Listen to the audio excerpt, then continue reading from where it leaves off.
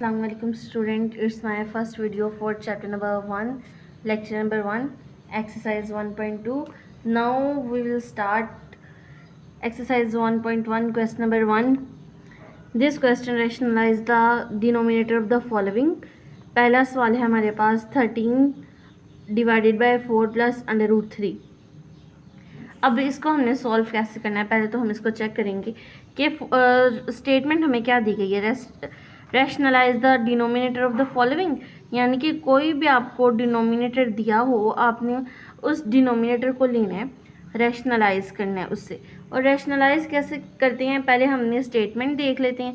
Rationalisation of denominator, to rationalise the denominator of the form a plus B √x और a minus B √x.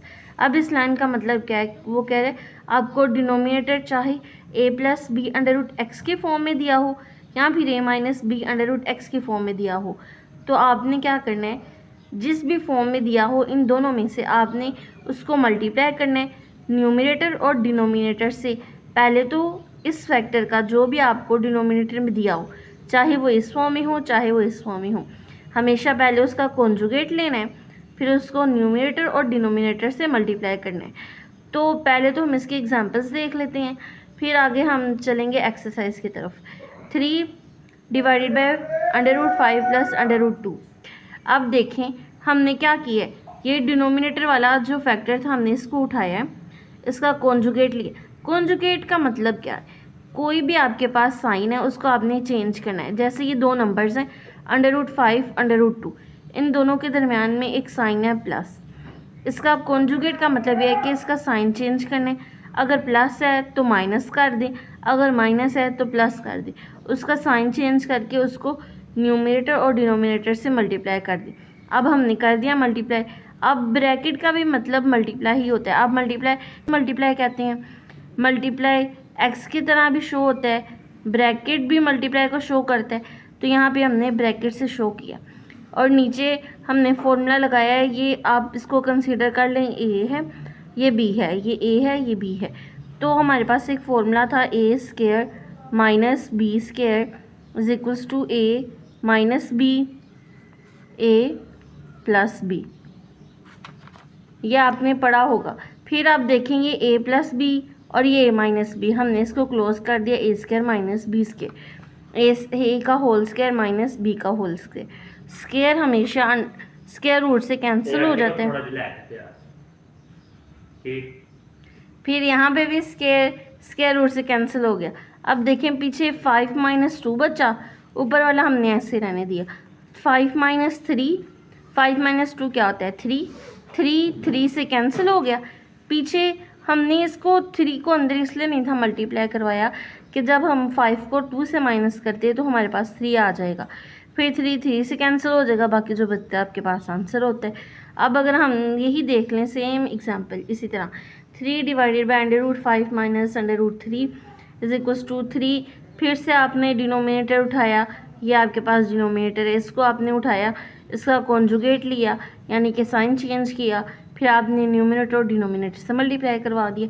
फिर हमने multiply करवाया तो multiply को हमने ब्रैकेट से शो किया.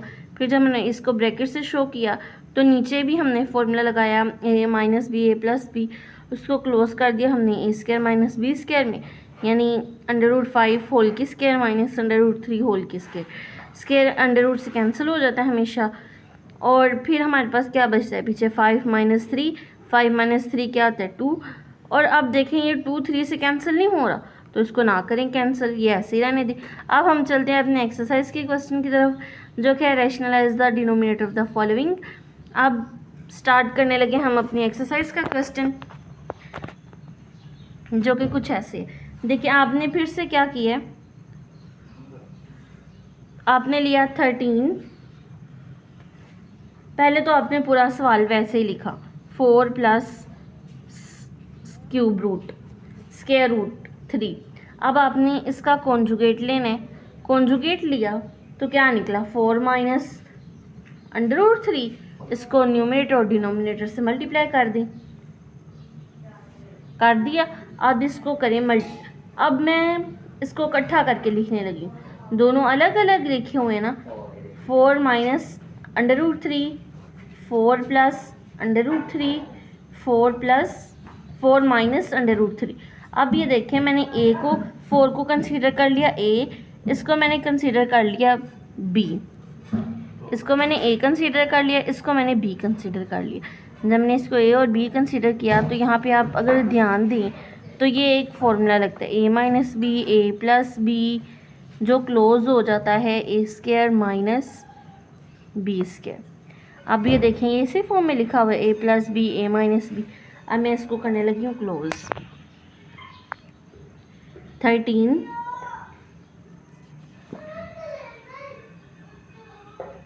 4 माइनस √3 4 का स्क्वायर, 4 हमारे पास ए था, माइनस √3 होल का स्क्वायर। अब देखें, हमेशा आपने याद रखना है कि स्क्वायर जो है स्क्वायर रूट को कैंसिल कर देते हैं, फिर ऊपर हमारे पास ऊपर वैसे ही रहने देते हैं। 4 माइनस √3, 4 का स्क्वायर क्या होता है हमारे पास, 4 के स्क्वायर का मतलब क्या है कि 4 का स्क्वायर यानी 4 मल्टीप्लाई 4, यही है ना 4 का स्क्वायर। 4 मल्टीप्लाई 4 क्या होता है, 16 होता है। तो अब मैं यहाँ पे लिख सकती हूँ 16 माइनस स्क्वायर अंडर रूट से कैंसिल हो गया, पीछे हमारे पास 3 बचता है। अब हमारे पास अगर हम देखें तो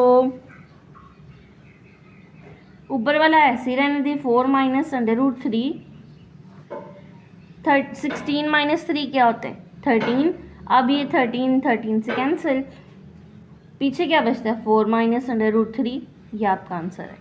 अब हम देखते हैं अपना नेक्स्ट क्वेश्चन, जो कि हमारे पास क्या है, 4 √2 प्लस √5 डिवाइडेड बाई √3। अब हम इसको सॉल्व करते हैं।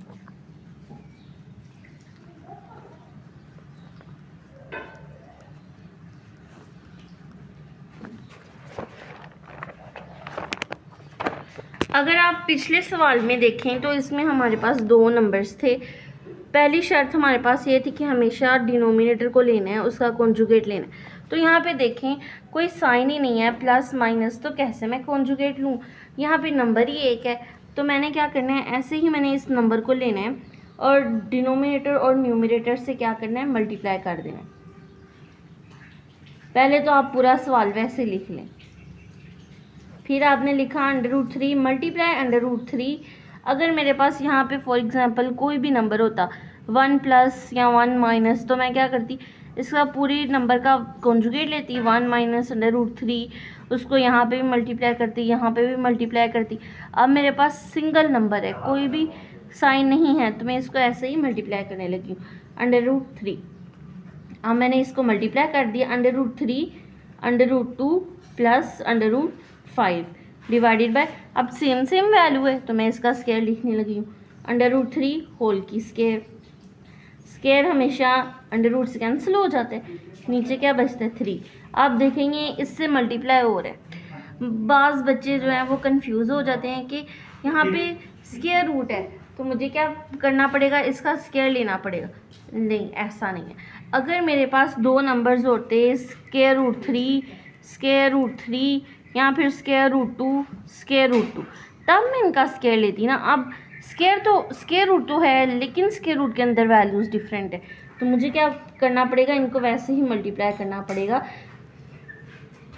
फिर 3 2 ज़ार, यहाँ पे 3 5 ज़ार आ जाएगा, 3 मल्टीप्लाई 5।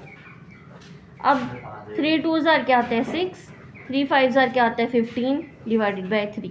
ये आपका आंसर है इस क्वेश्चन का। अब हम देख लेते हैं अगला सवाल। अगला क्वेश्चन हमारे पास क्या है,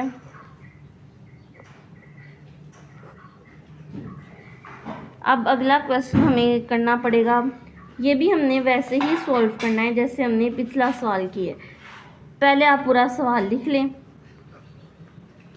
फिर आपने क्या करना है, इस नंबर को लेना है, ये डिनोमिनेटर है, इसको लेना है, फिर हमने क्या करना है, मल्टीप्लाई कर देना है इसको न्यूमरेटर और डिनोमिनेटर से।